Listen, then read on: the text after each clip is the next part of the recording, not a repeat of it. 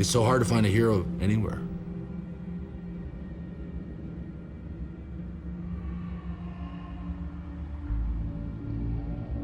I was proud of that Hitman character.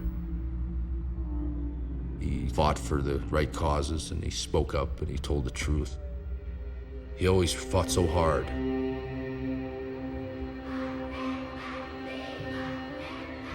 I loved being a hero to people around the world. You think of India, where these kids showed up and waited for a whole afternoon for me just to come to the school. They couldn't believe it was like a god coming to the school. They really believed in you, and they really loved you. This is real. This is something you could never buy.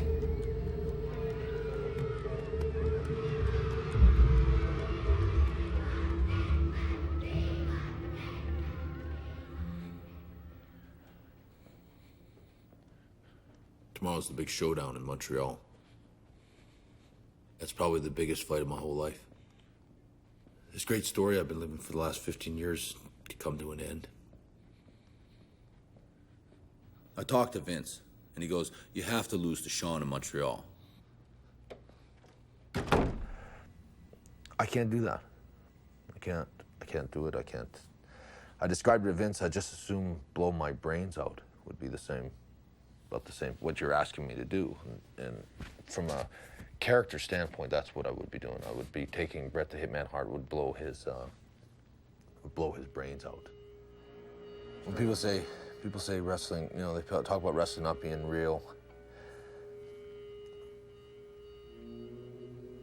It's far more real than people think.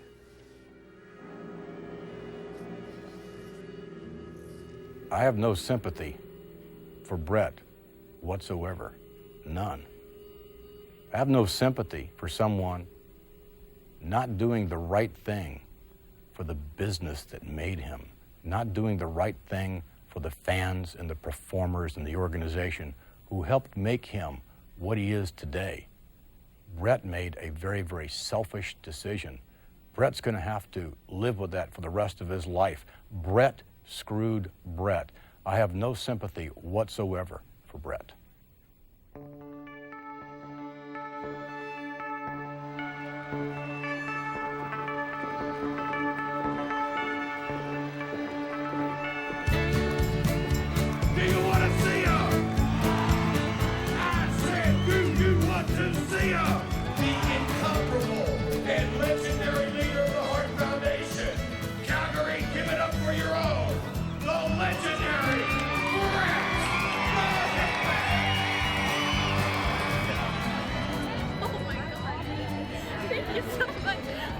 Cheering so loud for you tonight, and we're gonna have this big sign that says "We love you, Bret."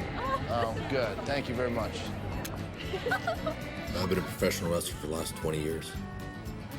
Most of that time I worked for Vince McMahon and the World Wrestling Federation. It's gotten really big. They say every week 500 million people watch it all over the world. Shall we? All the years I've wrestled, I still get this dream, and I can't stop it once it starts. And it's that same line. They're playing you music for the second time, you know. It's like, and I've never repped stark naked, and I'm like the last match or something. And I've been telling myself all along, like, you dumbass, you should have get ready, please get ready. And I never listen. I'm always, you know. In 3, 2. You know, I made a promise, and I stick to my word, and I live up to my promises. And that promise is that I'm gonna be a World Wrestling. What's gonna happen in the SummerSlam? Am I really gonna? And I promised all my fans across Canada, and I thought. Fred, what's the deal? You think you're pretty? No, I don't think I'm pretty. You think you're pretty? You think everybody want to play ha-ha with you, man? I didn't say I was pretty, and I don't want to play ha-ha with anybody. See, he looks like and acts like my wife. Very bad combination. Hell on wheels. Looks like he has an easygoing disposition, but he has the personality of a rattlesnake.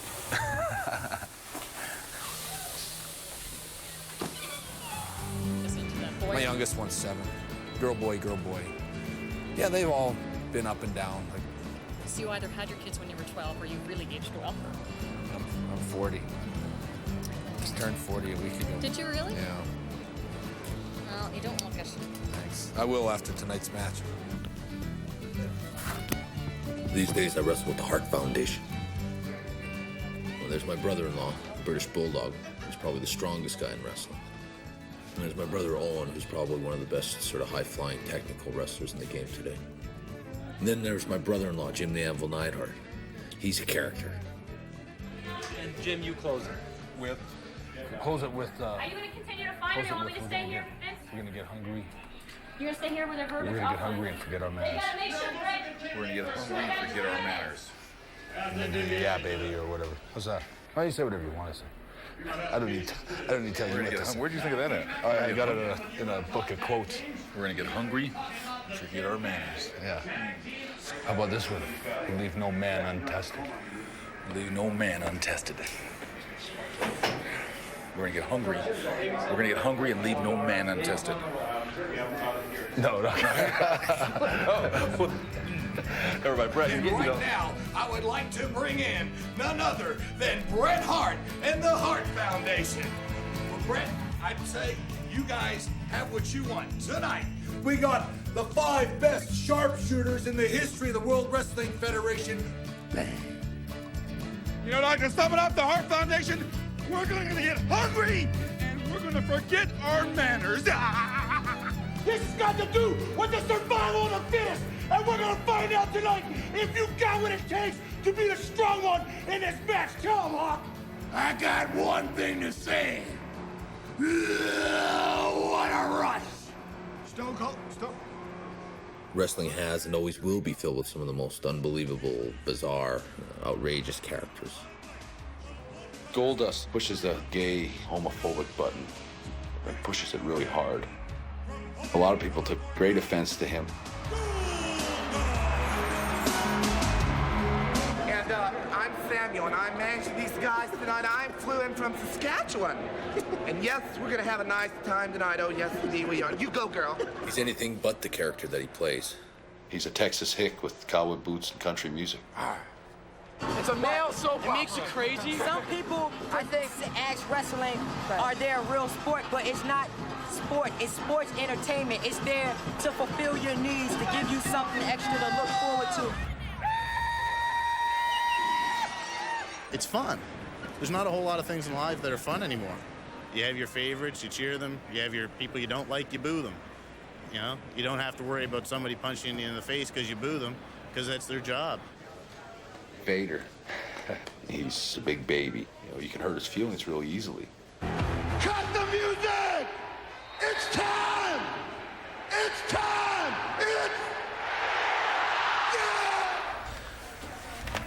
Yeah, I have a degree in business, and I'm also a licensed real estate broker, and I'm currently developing about a 100,000 square foot shopping center. There, she's kicking off those high heels, folks. She's gonna get down now. Yes, sir. I know, that's right. She better not take anything else off. These shoes are killing me! She can take anything off she wants to, Ron. Sonny. She's very flirtatious, on and off screen. To me, she's just a good friend. And that's all, just a friend. You're going to tell me. Give me some warning. I'll give you more warning. I remember one time, I think I was getting a little bit older. I might have been 12. I was right on the aisle, and they hit the Bret Hart music, and he comes walking down in his pink tights, still wore pink tights, he had shorter hair, and of course everybody reaches out their hand, and I remember him slapping my hand, and it was just like, wow, Bret Hart touched my hand. I'd tell him that now, because I'll probably make him feel kind of funny. Shawn Michaels is a great athlete. He's an incredible performer in the ring. There's things about him that really get on my nerves. He's got this prima donna personality. I mean, he thinks he's better than everyone else. And there's something very arrogant and obnoxious about him, something very unlikable. And welcome to WrestleMania 3! The stage we perform on was created by Vince McMahon. America, the beautiful. He's the driving force and creative genius behind the WWF. Miss Aretha Franklin! He really turned wrestling upside down and changed it completely.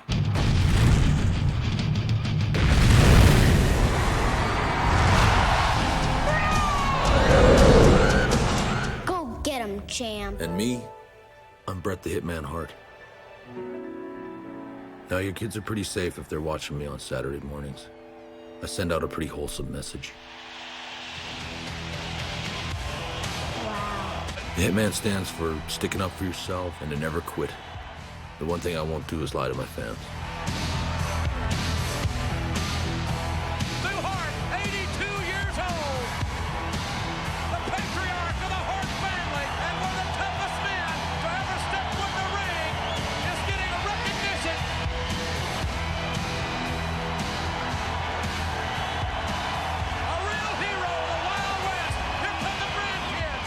I've really only worked for two promoters in my whole career, Vince McMahon, and I've worked for my father, Stu Hart.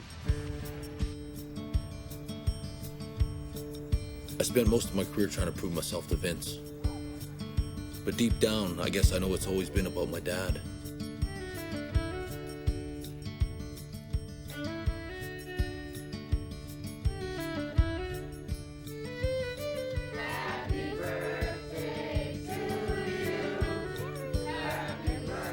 Well, my parents had 8 boys and 4 girls. All 8 boys got into wrestling, and all 4 girls married wrestlers. Not quite what my mother had in mind. When we were married, I said to Stu, how long will we be in this business? He said, about 2 years. So 20 years later, I said, Stu, we're still in this. I can't like it. I didn't then, and it's worse now than ever. I said, well, I don't want the boys in it, any of the boys, and I want the girls marrying wrestlers above all, you know. Anyhow, you know, the rest of the story, they're all involved. We couldn't be any into it any more deeply than we are, you know. It's a whole, everything is wrestling.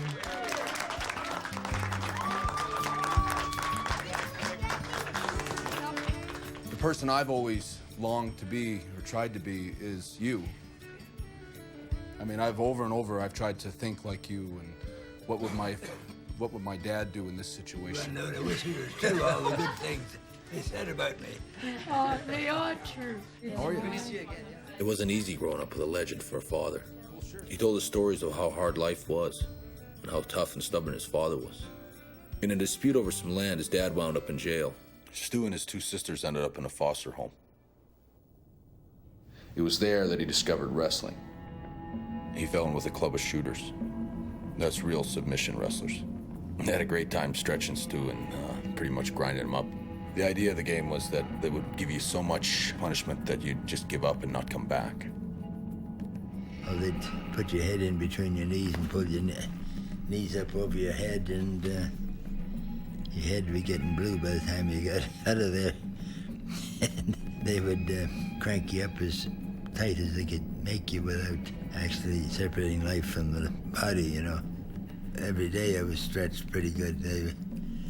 And I was anxious to learn, anxious to be a bully, you know. Stu never gave up. It wasn't long before Stu was giving out all the punishment. To dish out that kind of pain and receive that kind of pain, that's sort of what made a man of you.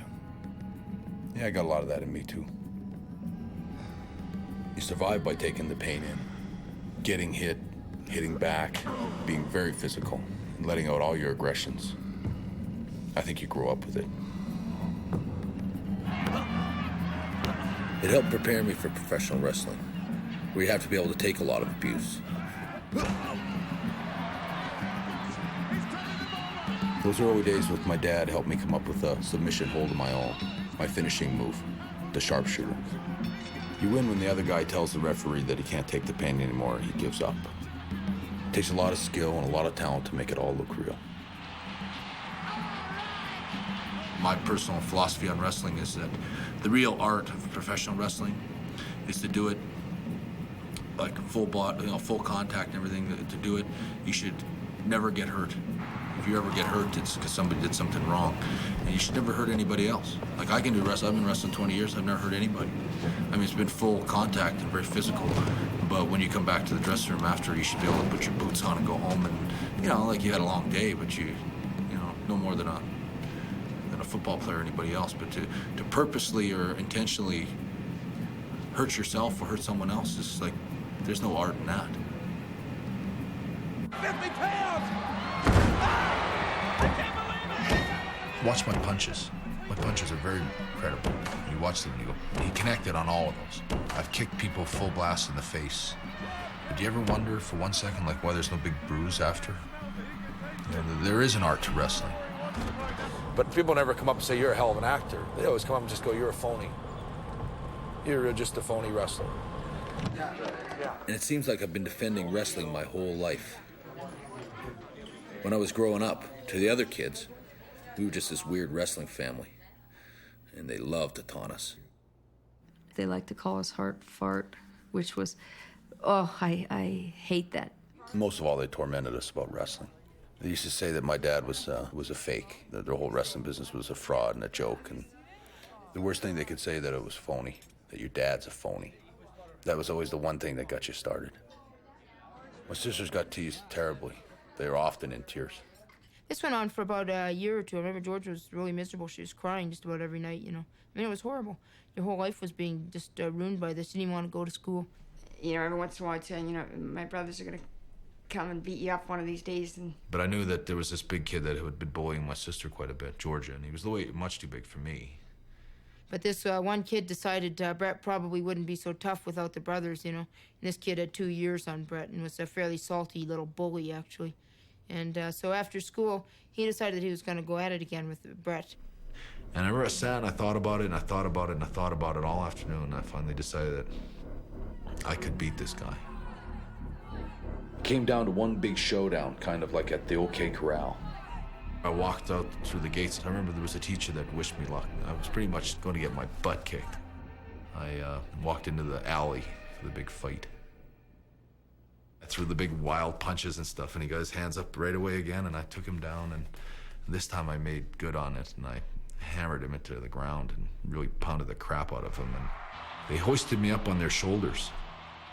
And it was really strange because I remember when I won the title, all the wrestlers came in the ring, which I had no idea they were going to do.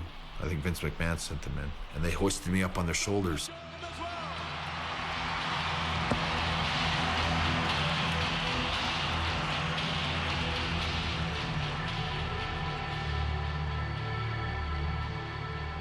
And right away I said I was hearing grade 8 at Vincent Massey. It was the exact same feeling. It was one of those great moments in life, you know. You just finally the hero prevails. What the other kids didn't understand was that to all us Hart kids, it was all real. All you had to do was walk into the living room and hear the sounds that came out of the dungeon, out of the basement. These guys screaming for their lives. I mean, to me, that was about as real as it could get. He'd find guys at the Y to come up to the house to work out with him in the gym. And he just loved it when guys say, oh, I want to get in the ring. Stu, I'm going to kill that stomper. I'll tear him limb from limb. And I'd say, that sounds great, Tiger. Maybe you could come up to the gym and I'll give you a few pointers, and maybe you could even show me a thing or two. And he'd rub his hands together, and he'd almost start salivating at the idea of this eager young guy. Isn't that enough? You could hear it through the living room. There's a hole in the floor where the pipes have to go, and it goes straight through to the gym.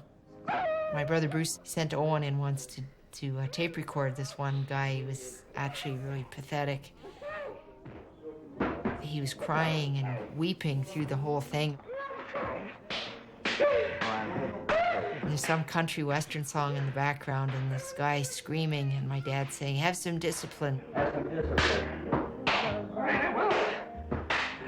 some discipline. They'd go quiet for a little bit. You know that my dad was cinching up on the guy. 10 or 15 seconds later, the guy's screaming. Like, ah!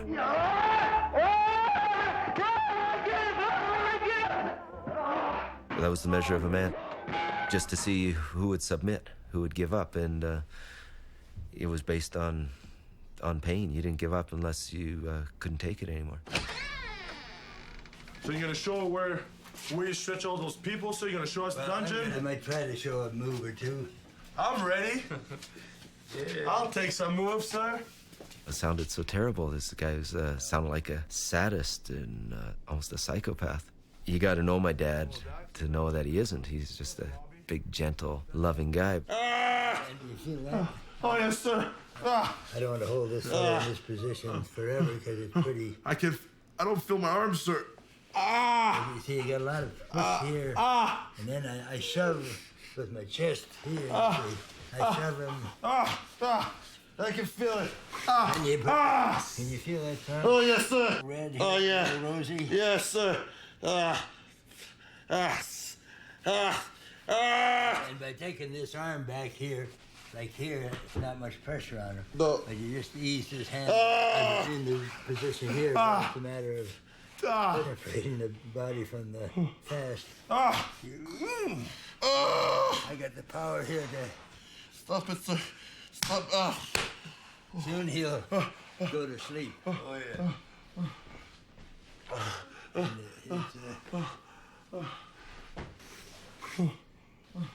The throat muscles get so tight that you almost roots of your tongue almost burst. Oh, yes, sir. And then your eyes start getting a little rosy looking. And that's why I couldn't feel nothing there. I was like... I've never seen a fellow yet, when you got the thing properly applied, that you couldn't make his eyeballs bloodshot for maybe sometimes it can be 5 or 6 weeks or so with the red rosy eyeballs. You notice his face? I don't feel nothing. Look at the veins in his temples. They're getting... His lips are getting a little blue, sort of. And you're getting...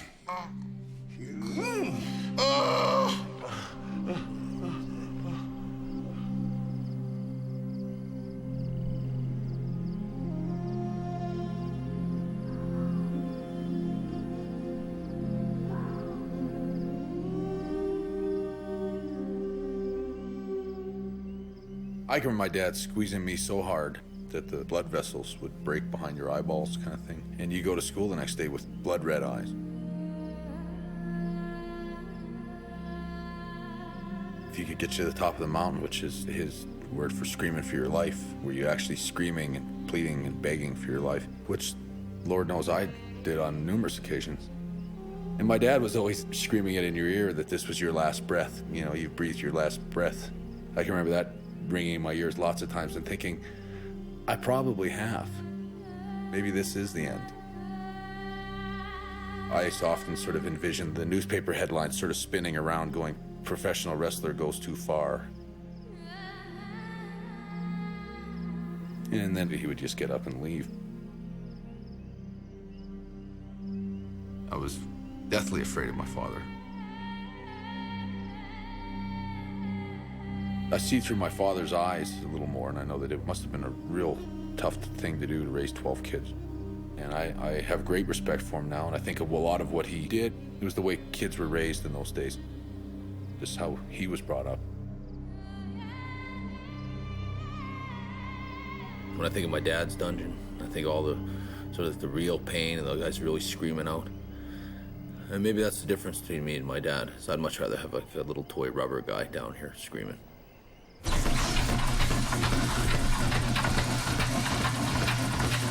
It's so bizarre to think that I want to have that in my house.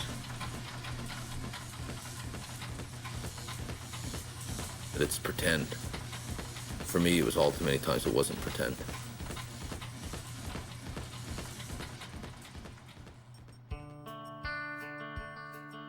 And I never had any desire or plans to ever become a professional wrestler. That was definitely where I wasn't gonna go. I made up my mind to go into film. My dad wanted me to go into amateur wrestling. In Stu's eyes, I was going to the Olympics. That was his dream, not mine. He ran a promotion called Stampede Wrestling. There's a little gritting from Stu Hart. I'll ask my dad to be my tag partner. It happened in seconds. My dad needed some guys, and all of a sudden I was a professional wrestler. Remember this, Bret Hart. You can't run to Papa. In comes Stu. By then, the wrestling business was losing money hand over fist. The thought of it going broke was tearing my mother apart. And then Bret Hart gives the younger Hart version. Hello, everyone. This is Vince McMahon reporting. It wasn't long after that I met Vince. My dad sold his territory to him and changed my life forever. A piece of history in the making. Stu was out of business, and I was in the WWF. If anyone had to adjust to life without wrestling, it was my father. It was a really tough thing for him. I suppose in my own way, I went through some pretty tough experiences. I find a lot of parallels with what my father went through. Right from the very, very beginning, I've had to claw my way up to the top. So I don't think it was ever handed to me. I found myself really fighting hard to actually survive and come out of it, actually to come out of the wrestling profession someday as a success rather than a wrestling tragedy, which is what so many of them turn out. Here, this is kind of interesting. Here, you were the most famous Albertan in the world. It's kind of unusual. I think I ended up maybe being the most famous Canadian in the world, too. For a few minutes, anyway. I've been working for Vince McMahon's WWF for the last 14 years. I always figured I'd end my career there. And then Ted Turner's WCW made me an incredible offer to jump sides and come work for them. An enormous amount of money.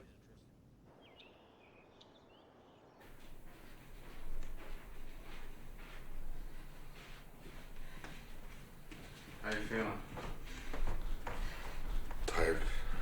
You just sleep? I tossed and turned all day.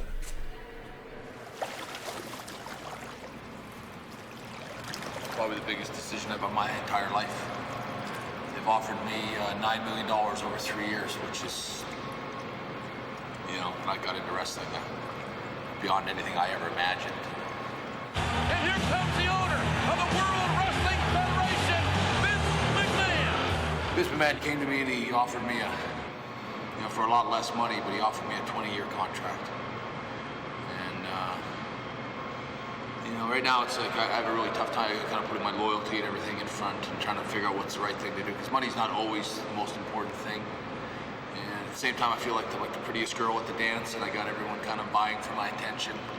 And yet at the same time, this is like a major war between these two huge companies.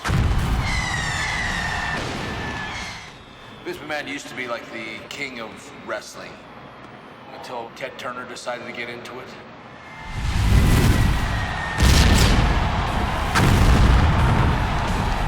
From my standpoint, and for a little guy from Calgary, these two huge,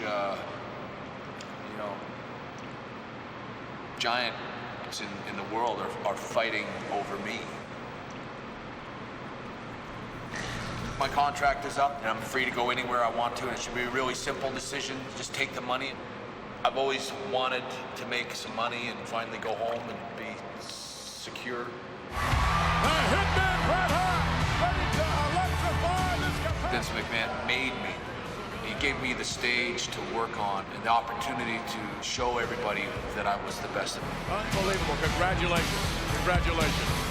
The fact that he gave me that chance and made my dreams come true is something that weighs really heavy on whatever the decision is that I have to make. The thing is, should I stay or should I go? And for me, $9 million is a lot of money.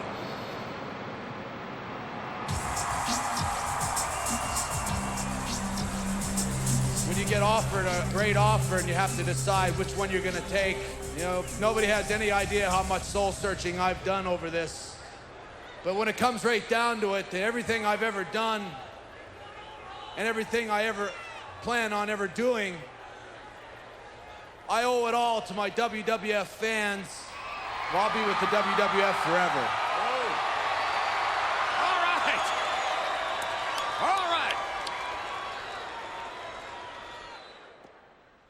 And you wouldn't even be the only wrestler in the neighborhood. The Shrieking Sheik lives just 3 doors away. Hey, I'll take it. I mean, you have to show some common sense, and first of all, you have to do what's right for your family. But I mean, how much money do you need sometimes? I found myself torn between trying to do the right thing for my family and at the same time show my loyalties.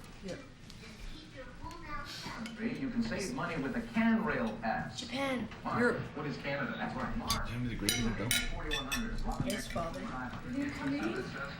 Lot of peas, Dad. I think my relationship with Vince McMahon was always sort of like a father. And I sort of saw myself, if I left, it would have been a little bit like leaving my dad, especially when the chips are down. The WCW is breathing down his neck. They've overtaken him in the ratings. It's easy to jump and switch sides then and say, well, thanks for everything. Loyalty's important. So I was back in the WWF. It wasn't long before I had a match in my own hometown, in front of my father and Vince McMahon. This was going to be a big show for me. Go up and pull Vince's jacket like this. I can remember my first meetings with Vince. I was always very suspect of him, a little awestruck by him. It was a little bit like my relationship with my father as a kid, where I was intimidated by him and I didn't want to get in his way. God almighty, you're getting big. You ever grown in those feet? You're gonna be like, one day you're gonna be looking down on your dad, you're gonna be walking up like this, you say, Dad, I don't want to do that. He'd be like, Dad, Mom wants you to leave the room now. Vince has creative control, and he decides the direction of all the matches. All right, go mess around. Go bother the headbangers or something. All right? I gotta just talk. Once the story's all set, it's up to me to work it all out. I figured seeing as though Stu and all my brothers were there, we might as well try to involve them somehow in the storyline. Maybe you should come in on this thing here. Dave? Yeah. Can you come back in that room and work, if we don't work some stuff out?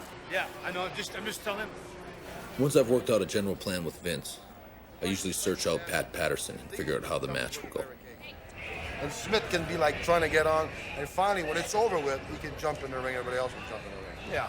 But these two should be fighting with, explain it to them. He's one of those guys who can visualize what's going to happen in a wrestling match.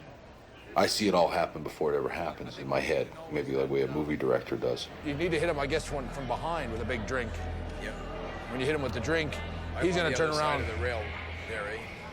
Yeah, you're on the other side of the rail. Yeah. You want to give the impression that Steve is going to supposedly think that Stu threw the drink, which is bullshit. Just tell him to get Could even be Stu's drink, which would be funny. He gets because closer. remember, Austin.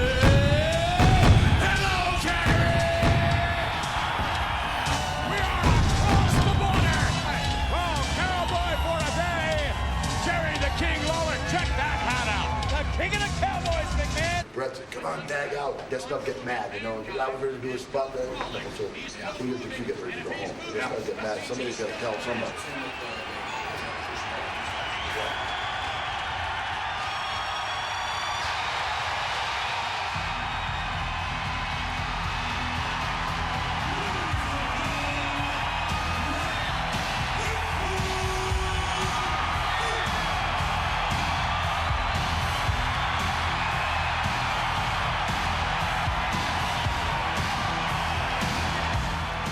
Jump in the ring and get going into it right away. Wow, let's all give our glasses away. Great.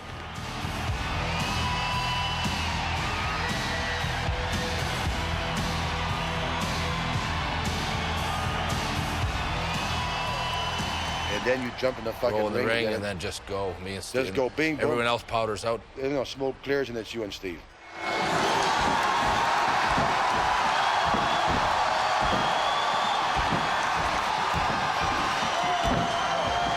We can settle it down after we go at it. Yeah. And Steve can go toe-to-toe, get it up, and then settle it down, maybe. Right, because you have to settle it down if you're going to do 40 minutes.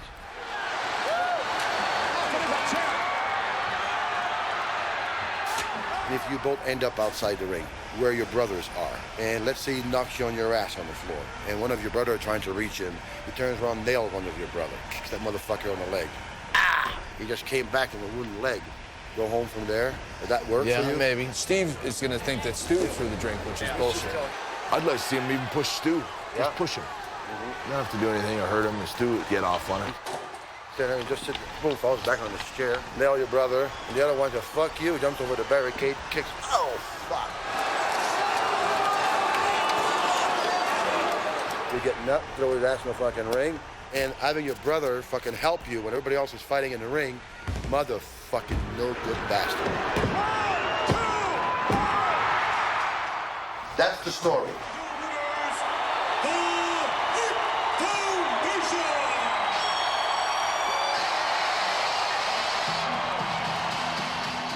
But behind the curtain, it's anything but fake what it takes to become a professional wrestler. We push ourselves to the limits, and even the best wrestlers have accidents. There was a time when I'd Never ever thought about getting hurt, just worried about screwing up, period. Now I don't worry about screwing up, I just worry about getting hurt.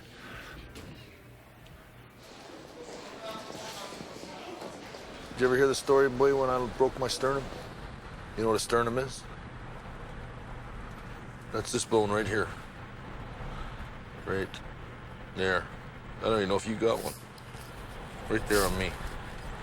It was in Toronto when I was wrestling a guy called Dino Bravo. And all in the matter of seconds, I got knocked off the apron into the steel fence.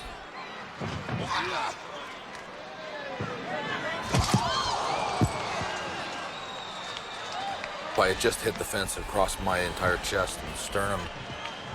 I broke all my ribs. Thought I was suffocating. I didn't know if I'd punctured my lung. I didn't know what happened. I just knew I got hurt really bad, and I couldn't take a breath. And I think the most horrible part about it was so many people on the front row there screaming at me to get up, you phony. It was scary, you know, that people actually thought this was all part of the show. For all I know, I could die here on the ground. The wrestler I was wrestling finally came out of the ring because I couldn't speak. He assumed I was okay and proceeded to stomp me across the chest. This guy was really strong, just picked me right up and tossed me back in the ring. He was a wrestler I didn't particularly want to lose to. It was a 1-2, and I put my foot on the ropes, which was my own dumb move, but I just refused to lose to this guy. He stomped me a couple more times, and eventually got myself counted out, and they took me out of there in an ambulance. I was out for about 7 weeks. They promised me they would look after me. But after a while, I realized that the checks weren't going to get any better than a couple $100 a week. So I was back in the ring way sooner than I should have been. Ladies and gentlemen, a reminder to visit your World Wrestling Federation concession stands. Man, you're going to have to walk on my neck. My neck is killing me. You know where it's killing me? Right there. Those muscles right there. Right there? Right there. Oh, yeah. You got to walk on there with your big feet.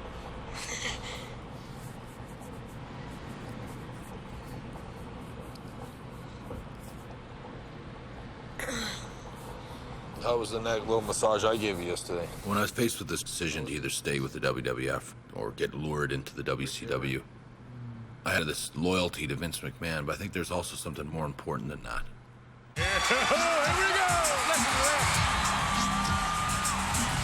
What would happen to the Hitman character? What would the WCW do with that character? And I had to reflect back and go, I know one thing. In the WWF, I'll always be able to go out the hero.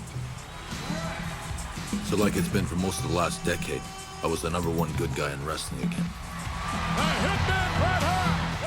The key to being a great good guy is being able to work with a great bad guy. What do you got to do to beat this man? A lot of thought goes into creating an evil character. Mankind is one of my favorites. Hey, Brett, I'm going to try to be finished with this book by the time you go. But Mankind's like the Hannibal Lecter of wrestling. I just tried to use a side of my personality that didn't involve anything nice. Mankind, born with a dream that turned into a nightmare. I never had the chance to show the world that I could love and could be loved. I'm gonna eat you alive! I'm gonna stay! Yes, yes, yes! Little comments start coming out, and people are, instead of saying, hey, I'm scared of that guy, I'd say, I kind of get a kick out of that guy, and besides, man, he's suffering for our sake. Hunter Helms is a character that's supposed to hit a raw nerve. He's like a snob.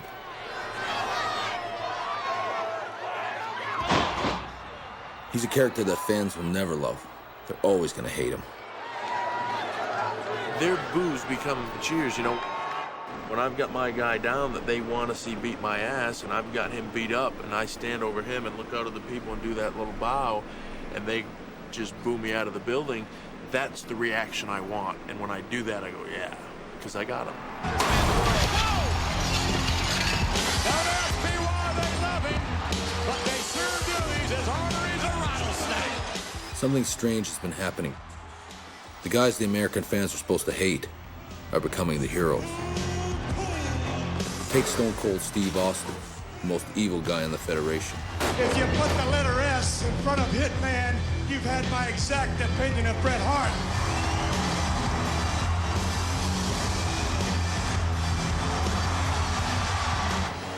The fans started to turn against me and really get off on him. Like, he's so bad, he's cool.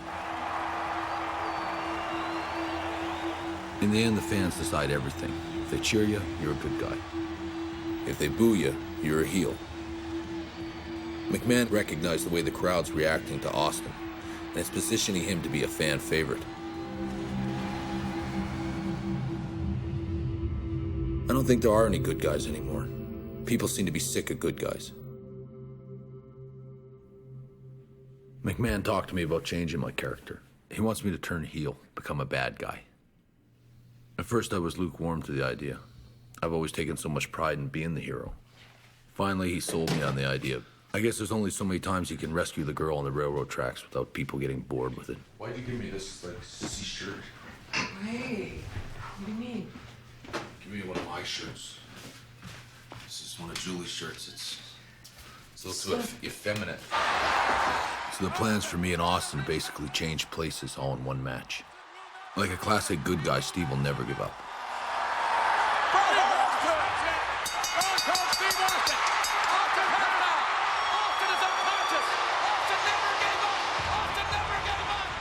And like a real villain, I'm gonna kick him when he's down. Wait a minute, what's Brett doing? Good God! Come on, Brett! Enough's enough! Bret Hart, right to the camp! And just like that, I'm a bad guy. That's enough. So get sickening over this thing. Well, what about this transformation of Bret Hart? Well, you heard the boos. I have to think about not being a good guy anymore.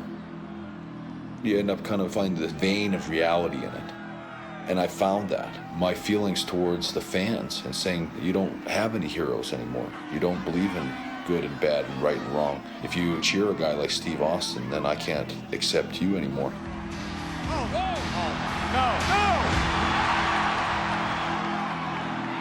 And the truth is, I don't see the fan side of it. I can take that thread of reality and sew it into my storyline and make it work for me. I don't have a problem being the bad guy, as long as I don't sell out my true fans. I don't want to become this slimy bad guy wrestler just to appease Vince McMahon or to sell tickets. So you don't sell that really cheap. You just go, okay, hey, it's just a wrestling show. I've learned that it's not just a wrestling show.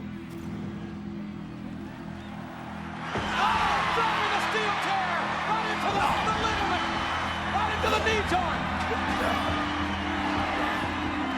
He's stomping his face in. Oh no! Here I am in the middle of the ring pleading for my life with this horrible bad guy who is being cheered by everybody. And he's smashing my knee to pieces, just smashing it with a chair. And they loved every minute of it. Look at these sadistic fans! But when you put yourself in my shoes, you go, what a bunch of cold-blooded people that they would turn their backs on me and allow this guy and cheer him on to do that to me and to end my career and that's really been the underlying premise or theme all the way through my character is right. Open the door. Watch his knee. I told you we're going straight down. Steve Austin got rid of the driver and commenced beating me up in the ambulance. It was one of the best shows they ever did. He's inside!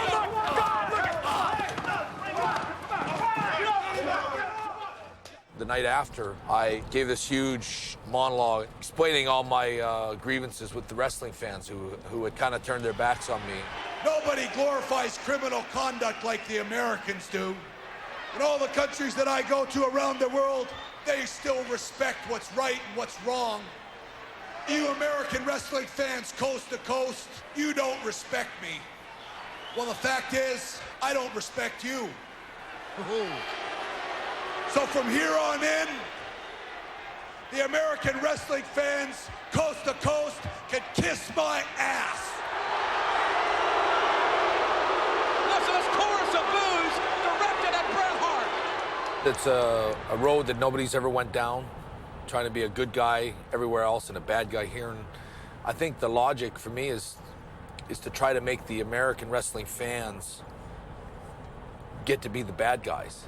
Ladies and gentlemen, please welcome Bret the Hitman Hart. Thank you for letting me still be your hero. I thank you for believing in me. A few weeks ago, I was told, America, love it or leave it. I've been all over the United States of America, and the one thing that I've in particular looked forward to is leaving it. For me, Canada's a country where we still take care of the sick and the old, where we still have health care. We got gun control. We don't shoot each other and kill each other on every street corner. Canada isn't riddled with racial prejudice and hatred. Across Canada, we all care for each other. And I am proud to be Canadian, and I am proud to be your hero. While all of America is still watching, let them know what you think about the greatest country on the face of this earth.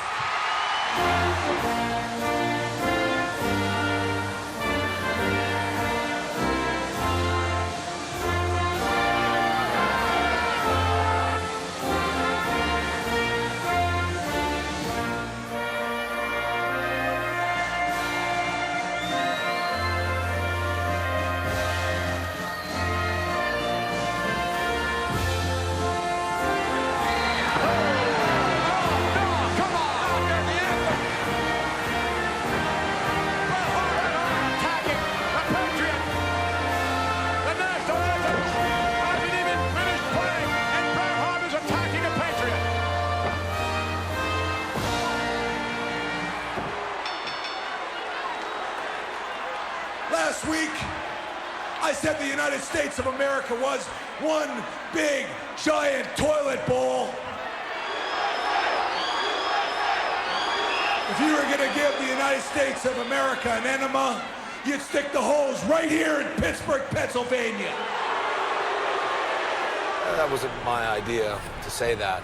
I'm urged, not forced, but I'm urged to say this, so really get them going. And in retrospect, now looking back, I think it was a mistake to say that. That's not me. I wouldn't have said that, and I don't personally think that if I was going to stick the hose in the United States, I certainly wouldn't look at Pittsburgh. Maybe Washington. Maybe Washington. One thing I've learned is that Americans will do absolutely anything to screw you.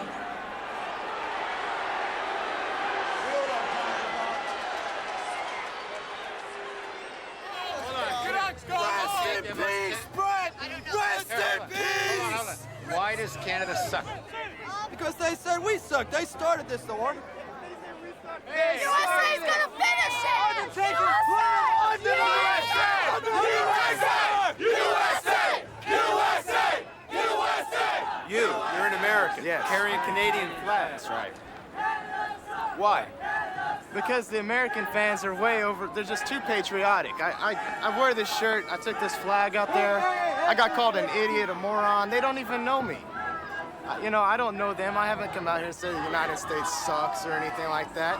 I mean, maybe Canada does suck, or you know, it's just not right. You know, to say stuff like that. Bret Hart's come to this country and he's wrestled in front of all of these fans and given them years and years of service and won titles, and he's done it all. And now just because he's taken the Canadian flag and he's taken his family around him, they've just turned against him. He never turned against his fans. They turned against him.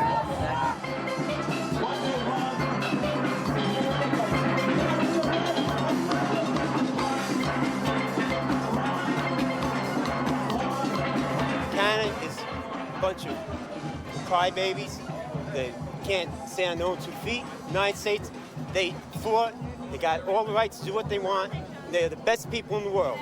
I don't care what anyone says, the United States is number one.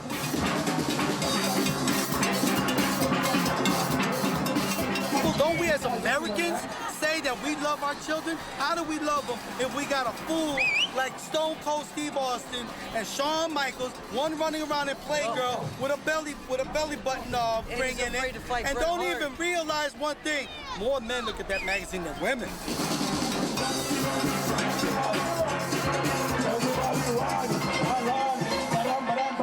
If you take America for all it's worth in all of its different little areas by any means necessary. Just take a look at corporate America, and I need I say more. Any means necessary. They step on a little guy and they take what they want. Win any way you can. Brett, I think that's one grape that needs to be squashed. And tonight, The Undertaker will bury his Canadian ass. That's all I have to say.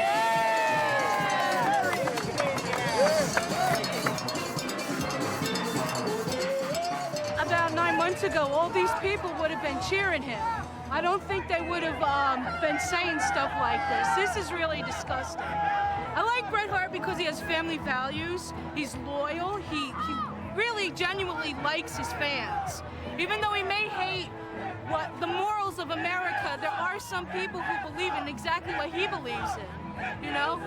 He really inspired me to do many different things with my life. He taught me that I had a gift to take it to my fullest extent. So now I'm going to school for computer graphics. And I owe it all to Bret because 4 years ago, I wouldn't be going to school, and now I'm gonna graduate because I just didn't believe in anything else. When I started liking Bret, everything changed. Every once in a while you meet a little kid that's really down about it, wishes I would change back, wants me to be the hero. They try to understand it, and I don't really have any real great answers for them either. Hopefully when this thing's all over that I won't have, I hope, damaged that relationship. If I did, I would kind of feel that I, maybe in some ways maybe made a wrong decision.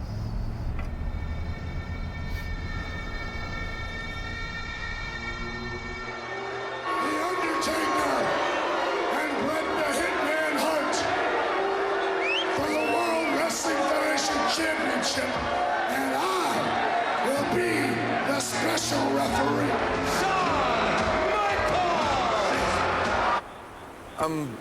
I'm still kind of worried about this thing with Shawn in the sense that I'm not going to lose all my heat to him, am I?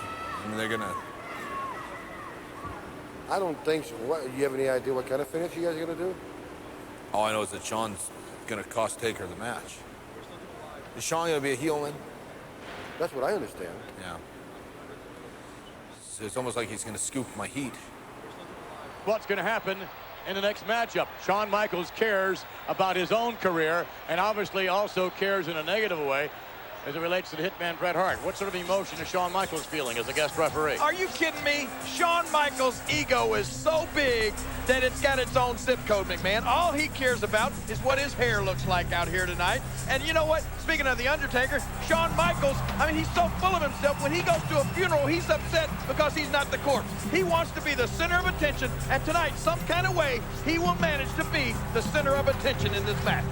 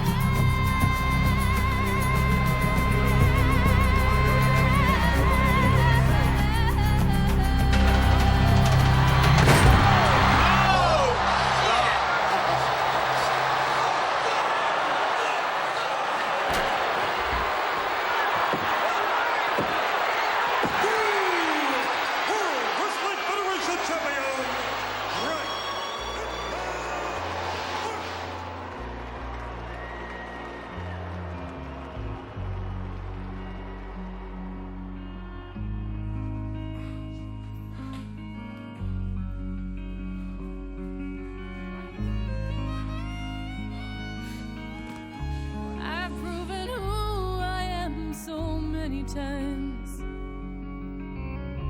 The magnetic strips won't thin. And each time that I was someone else, and everyone was taken in. Powers chatter in high places, stir up eddies in the dust of rage.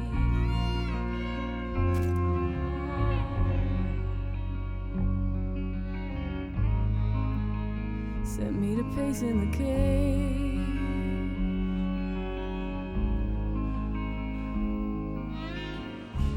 I never knew what you all wanted, so I gave you everything. All that I could pillage,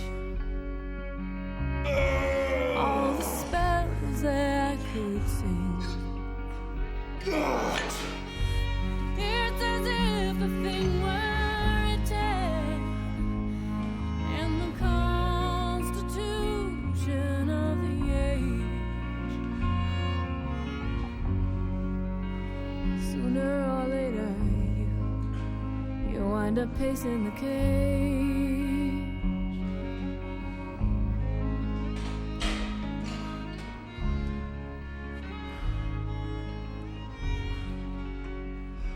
I think he's got about another 10 years of wrestling left in him. 10 more years of wrestling? Well, like a guy wandering around the prison yard that's a lifer. You know, I got the nicest cell in the whole prison. And I got the, you know, the run of the place, and I got the, kind of got the warden in my back pocket kind of thing, but I can't wait to get out. As soon as I get out, it'll be the real test. You know, it's like that Shawshank Redemption, to see if I can, you know, actually get out on the outside and stay out. I'm bound and determined to live a normal existence.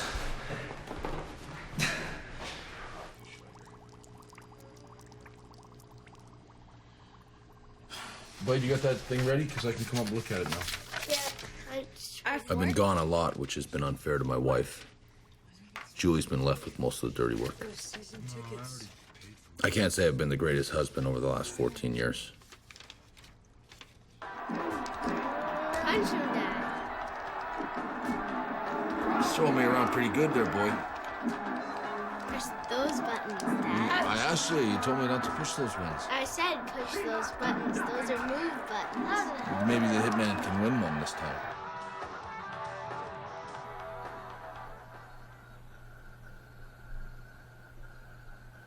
I don't know how Julie ever put up with it, me being gone all the time. It's been almost 18 or 19 years of saying I'll be home tomorrow. Are you looking forward to the day when Brett hangs up his boots? I've been waiting since he was 25, Paul. You know? So what? It's been 18 years now. You know? I'm sure he'll be involved in it somehow. You know? You've had enough. Yeah. Yeah. I think it's time to be normal. Are you ready?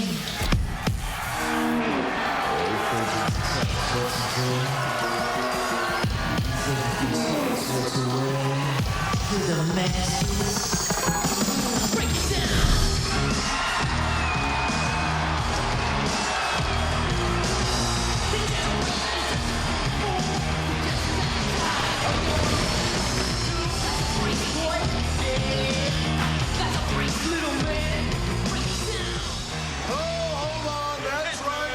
Before the Hitman puts a sleeper hold on his crowd and puts them all to sleep, we would love to tell the Hitman that I know you're getting old, I know you're jerking the curtain, And Survivor Series, I know we're going to be in your neck of the woods in Canada. Well, I got some footage for you. I don't want everybody to see this because nobody knows Canada like I knows Canada.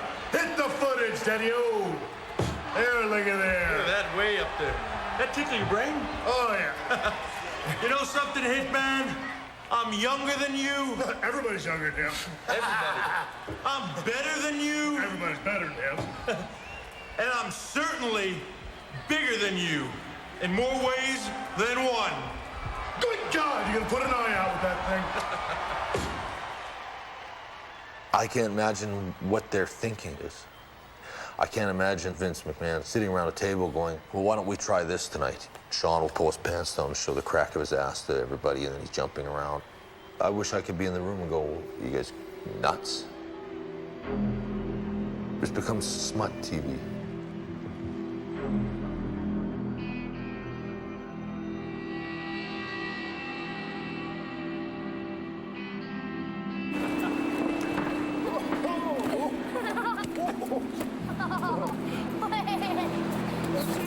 Here we go. Quick, cover him.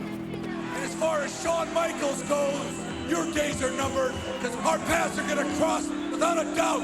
I am the best there is, the best there was, and the best there ever will be. And New York City, you know it.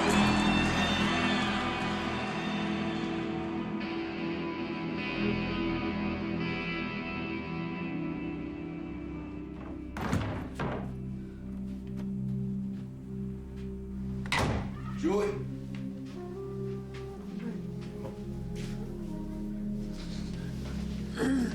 Says he can't afford it anymore. Financial peril.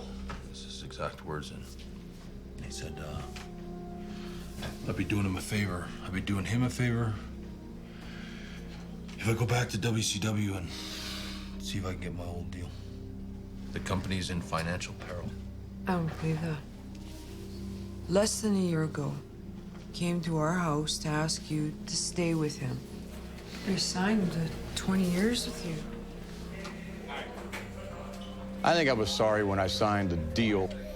Brett had leveraged himself against Turner's operation and bid himself up so much, and everyone around me at that time was saying, oh, you can't let Brett go. I listened to them. I think I'm sorry that I did. Just talk to Vince. Did you? Yep. What do you say? He goes, nobody wants Bret Hart more than Vince McMahon. Then why is he letting you go? He can't afford to compete with Turner. Turner's hell-bent on trying to put him out of business. I gotta think about everything. Just see what makes sense. I call Eric, maybe, I don't know. Can we cut this off now for a little while?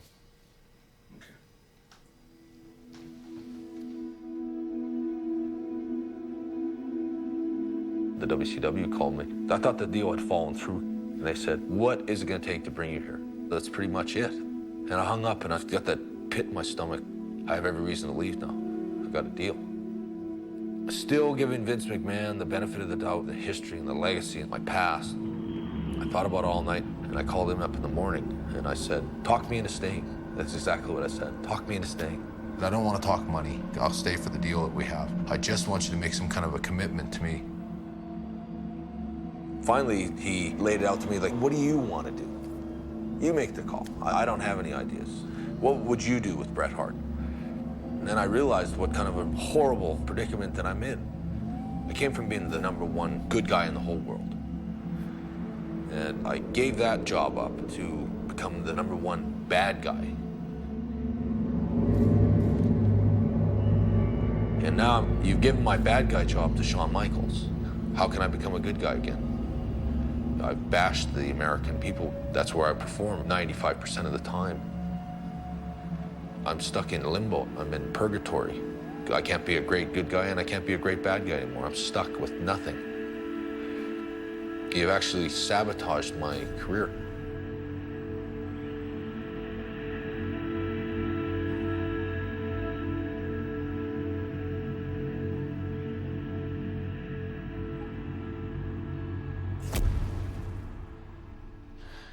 finally finally ended my career. 14 years with the WWF. But I can't help but feel really heartbroken and disappointed that that I left this company. And I punched in the numbers, and I remember I really had to just wait and hesitate before I pushed the send button. And I watched my career end in about 20 seconds, just... 4 more weeks and I'm out of the WWF. We've all agreed to keep my leaving a secret. But I'm not going to shut up about how I'm feeling about where wrestling's headed. Off the record with Michael Lansford. A week before the Survivor Series in Montreal, and wrestling fans are buzzing. On the card is Bret Hart and the Heartbreak Kid, Shawn Michaels. But the real fight is between Hart and the king of the WWF, Vince McMahon. Hart says it's a raunchier, sleazier WWF, not fit for kids. Hart fired the opening salvo, challenging the creative direction that McMahon is taking wrestling. It's got a lot more raunchier, a lot more sexual. The show's very, very sexual, and I think in a bad way. I don't think you watch wrestling for sex. I don't think it's become something presentable to your children. Like my kids won't watch the show anymore. None of them, not even the teenagers. And it's just become something I don't really want to associate myself with. Vince McMahon disagrees, and here's his answer. We in the WWF think that you, the audience, are quite frankly tired of having your intelligence insulted. We also think that you're tired of the same old simplistic theory of good guys versus bad guys. Surely the era of the superhero who urge you to say your prayers and take your vitamins is definitely passé. He says that there's no good or bad anymore. There's no black or white, just shades of gray. According to Vince, then, is there no right or wrong anymore? In a way, it's a little piece of sleight of hand trickery he's doing here. We could have complex stories that won't offend kids. You can have moral relativism without having racist or sexist slurs. It's a way to justify anything as being okay, whatever's convenient at the time. It's a way to justify if they want to do men beating up women, if they want to do racism. Since there's no good and evil, anything is allowable. Henry, do you have a problem with that? But this is not a unique offense of Vince McMahon. I mean, we market Freddy Krueger costumes for 9-year-olds. True. And quite frankly, throwing out the rules has made a much more exciting WWF entertainment. I mean, I may be morally and politically upset by some of what's going on, but as a fan, I'm not being treated like a baby in the way that I was when Vince would have 2 wrestlers in a diaper match. You know, so instead of doing a diaper match, we're doing a stripper match. Isn't that the point that Bret Hart's been making, is that this just is not appropriate for kids?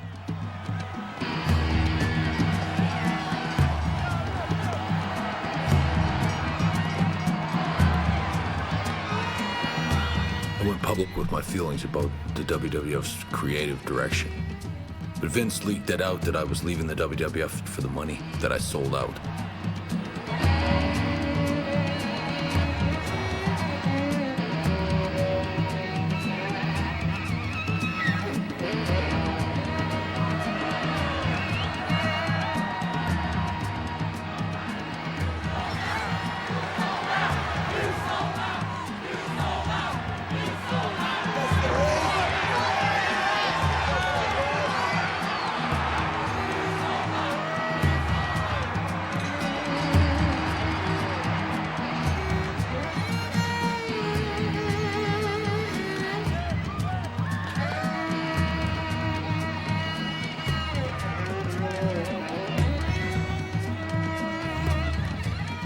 Detroit would be my last show before the match in Montreal. Fans were starting to get really, really hot, and I was starting to get as emotional as they were.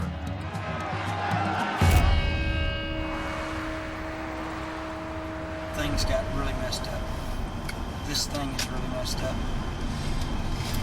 It's just not a happy group at all. I know.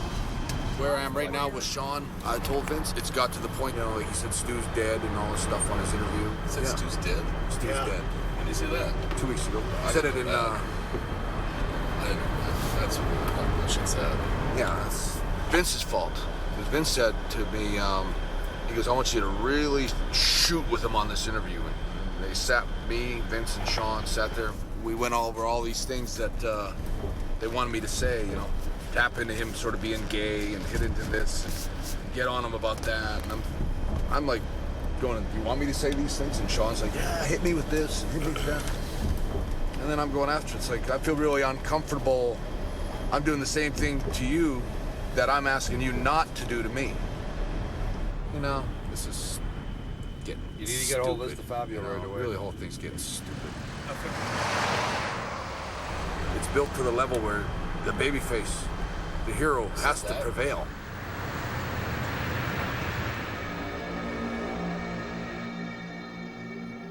I talked to Vince and he says I have to lose to Sean in Montreal.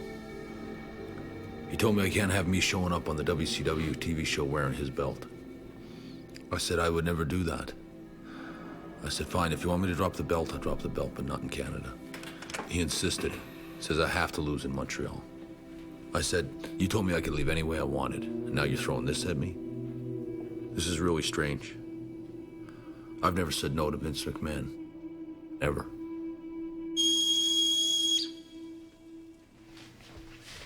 I think I've compromised enough. You know, I had it put in my contract. For the last 30 days, I have reasonable creative control. And now I'm in a situation where, thank God I put that in. Yeah. What if something happens regardless? Well, I don't have to worry about the referee tomorrow because I talked to Earl. He swore on his kids that he's not going to let anything happen. And I can trust Earl.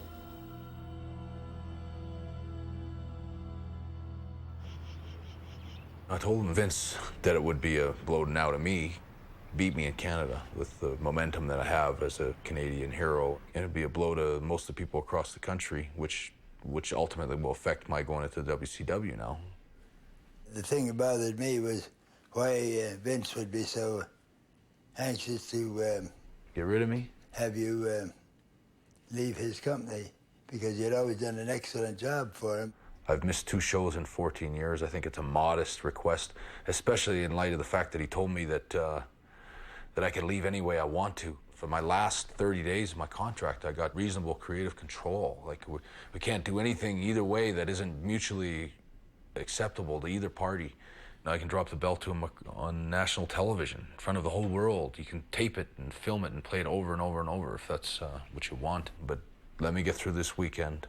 Don't let me disgrace myself and the Canadian fans. When you lose your respect, you haven't got much left. No matter what Bret Hart does, we want him to know that we're behind him 100%. We love the Hitman, no matter where he goes or what he does. He's all here.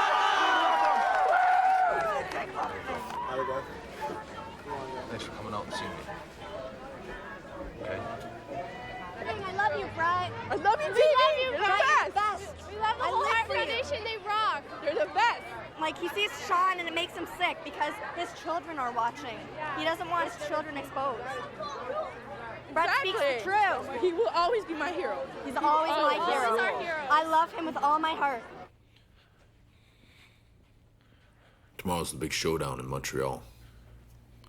It's probably the biggest fight of my whole life.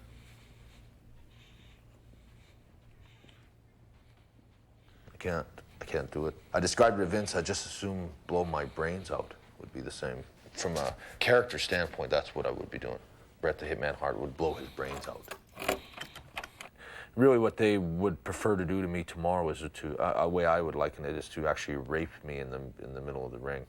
And it'll be really tough for me to get through the next few weeks if I even make it that far. I have no idea if I'll make it that far, because I won't let them rape me.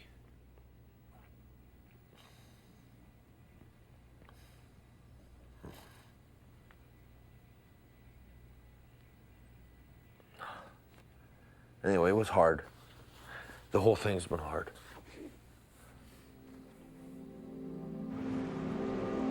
There has been a lot of speculation. This will be Bret Hart's last match in the WWF. I didn't know anything until like Friday. I found out from the ECW crew. I was like, you're kidding me. Yeah, I think everyone's kind of in shock. It's gonna be like this huge void. Oh yeah, it's funny, hey? Huge void. It's like there's never been a time when he wasn't here.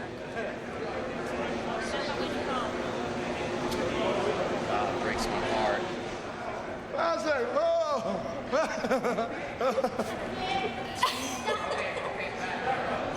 Kind of weird all this. Yeah, I'm gonna miss Brett. Yep, I'll miss him.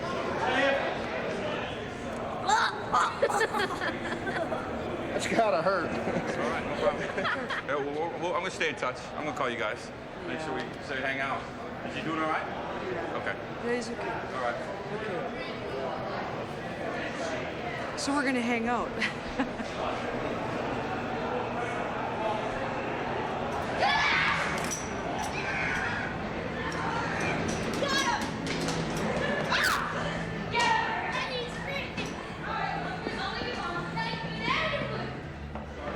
My kids have all grown up with them, like all of them, you know? It's just kind of funny hugging everyone and going, okay, take care and stay in touch. And you know that they mean well. They are going to stay in touch, some of them. You'll never see any of these guys again, you know? It'll just be a memory.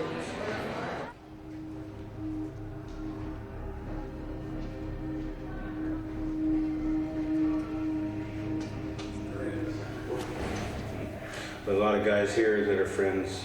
With me. Apparently everyone knows me.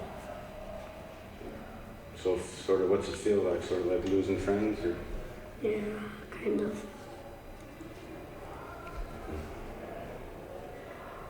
Do you understand why your dad's moving? Uh-uh. No?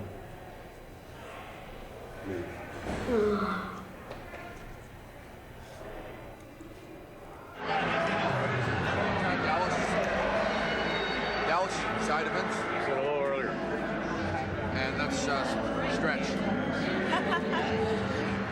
All right, don't mess around. All right, I gotta just talk. Right up this way, let me show you. I never ever wanted to leave here with any kind of bad feeling. But this week has been a bad week for me. I feel kind of betrayed a little bit. Well, I do too, a little bit. And again, all we're talking about really is Ted Turner. That's what's coming between you and me, and that's all. I can't tell you how appreciative I will always be for everything you've done. I didn't want to leave with any problems. I actually didn't want to leave at all. And then it's the point where there was no other choice but to go. The way this whole thing has been depicted, it's really hard for me as a hero here to come up short this weekend. What would you want to do today then? I'm open to anything. I think what I'd like to do is get through today. I think tomorrow I should just go in and do my speech and forfeit the title. I think it allows me a chance to leave with my head up and leave in a nice way. I mean, I don't have to beat Sean. We could have a schmoz or whatever you want. I would think it'd be a run-in type thing. But, yeah. But I'm open to anything. No, I think that's... I'm open to anything. Like I said before, I'm determined this is going to wind up the right way. They're gonna be watching you like a motherfucker. Like if it takes too long for you to get up class. Well, do you feel comfortable with that? I want to run this by Vince because when you come back, we have it all ironed out. Yeah. I want to have it ironed out before all the other boys start jumping in.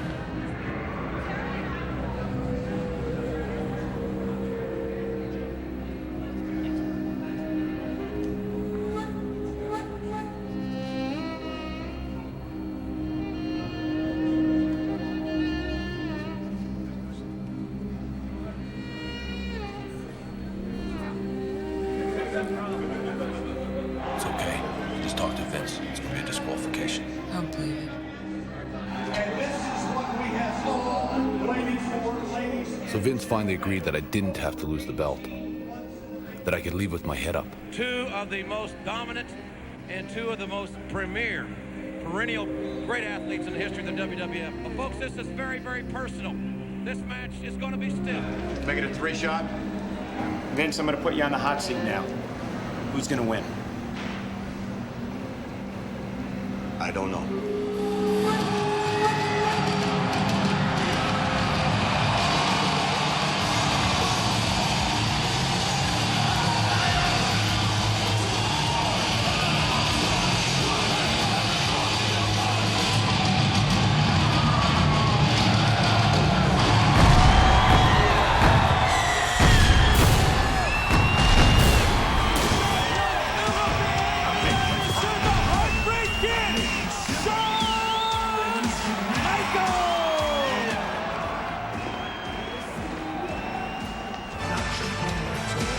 Well, Shawn Michaels certainly not endearing himself to the fans here in the Molson Center.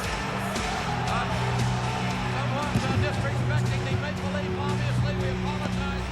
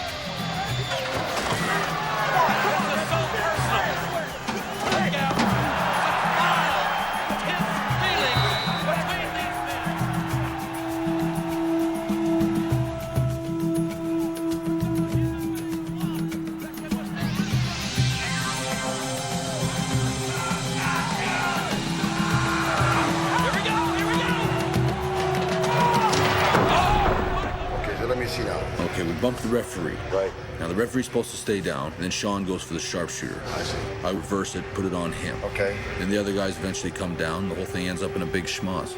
That's the way it's supposed to end. To me, that sounds good. Oh, you're kidding me. Are you going to try to beat Bret Hart with a sharpshooter? Yes, he is. Michaels with a sharpshooter has become the WWF champion, and Bret Hart is in disbelief. I reached around to grab Sean's leg, and I could hear someone say, "Ring the bell." That's when I knew it was Vince McMahon. I finally realized that they screwed me. They really screwed me, the lousy bastards.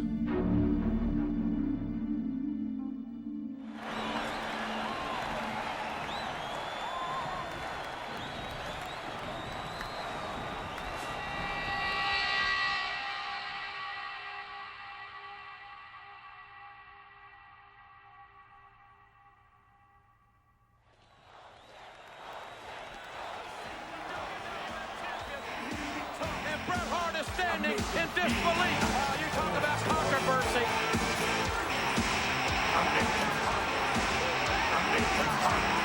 This crowd is living.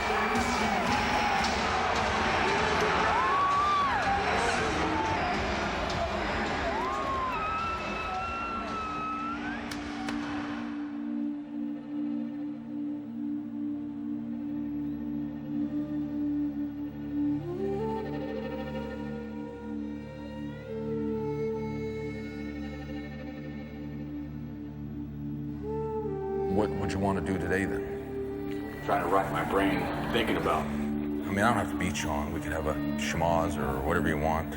I think it allows me a chance to leave with my head up and leave in a nice way. Whatever you want. Okay.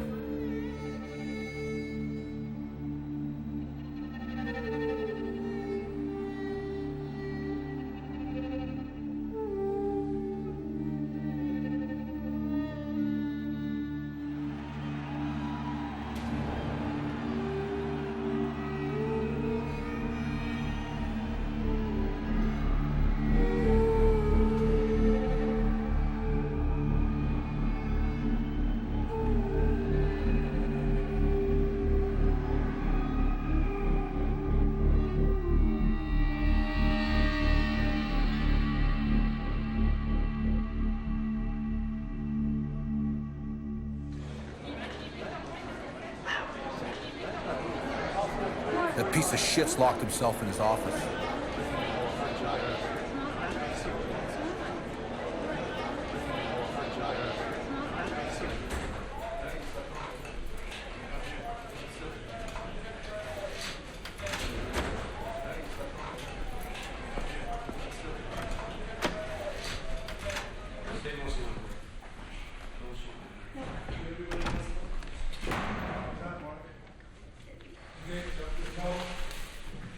Sean, you were in on that?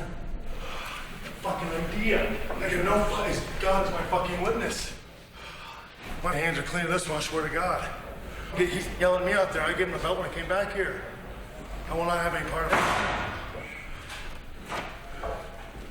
Hey, Vince. Swing around, get the shot. Wait, You guys should. These guys, okay, let's get out. Okay, close the door. Well, that's here now? So would you guys all have a meeting this afternoon and decide the whole thing? Don't give me that shit. Because you guys knew it. Swear to God. You knew it from the very beginning. All of you. I swear to God, I knew nothing Yeah, well, swear to God all you want. Someday God is going to strike you down. I mean, Yeah. I know No, you're don't upset, even- but- No, I am upset. I had nothing to do. I didn't know anything You about had just this. as much to do with it as the rest of them. Nothing about it. I'm sure you didn't. I'm sure you didn't. That really sucks, you know. You all go back to the hotel and have a big laugh, right? A few beers, you know. Just remember someday, Hunter, what goes around comes around. I have nothing to say, 'cause I know nothing. Yeah, well, you don't have anything to say. I knew nothing about it.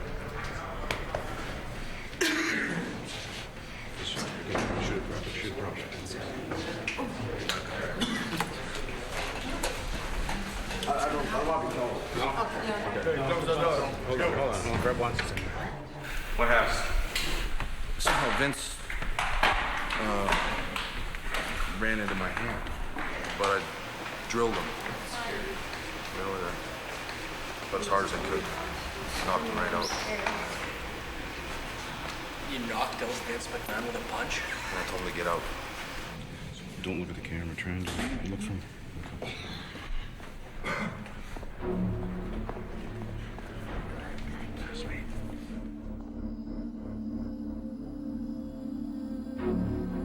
And I think when the smoke cleared, it was like the right thing to do. You know, that was the right thing to do. There was no other choice but to get up and punch Vince one time, and then let it go. That's a Stu Hart judgment call.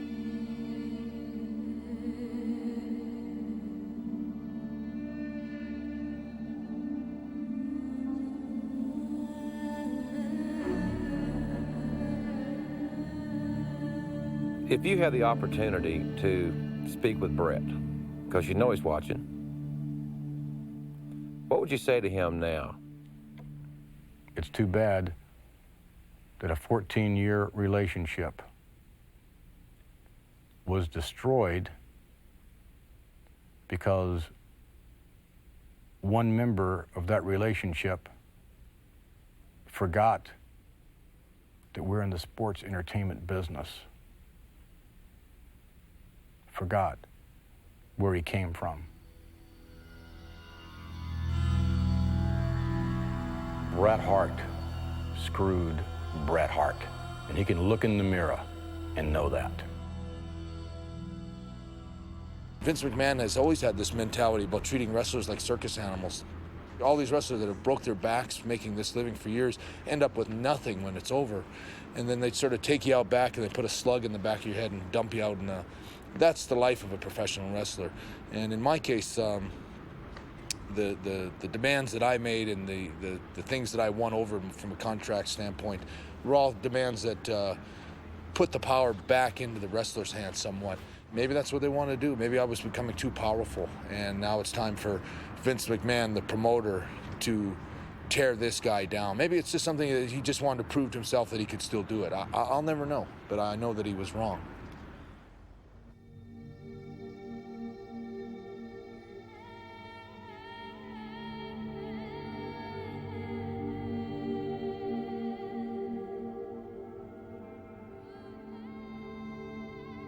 Is there a right and is there a wrong?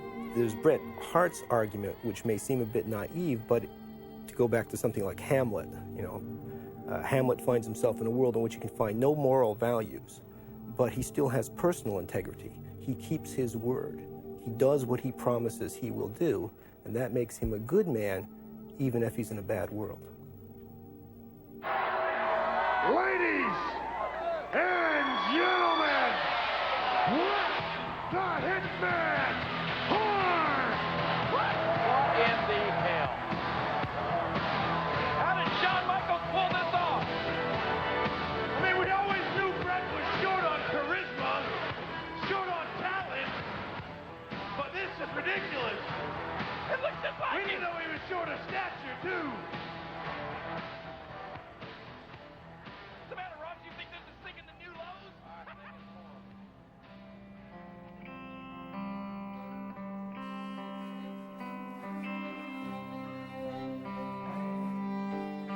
It's almost a fitting end to the Hitman character because he never sold out and he never lost his integrity. Bret Hart came home, he's fine. What they did is they murdered this Hitman character.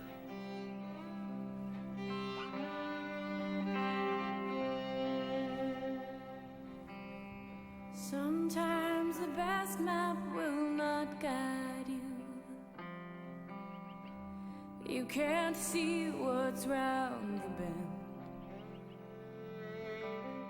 Sometimes the road leads to dark places. Sometimes the darkness is your friend. Today these eyes scan the bleached out land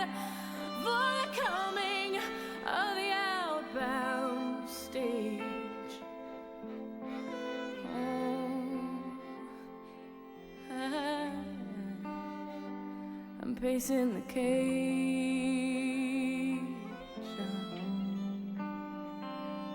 pacing the cage.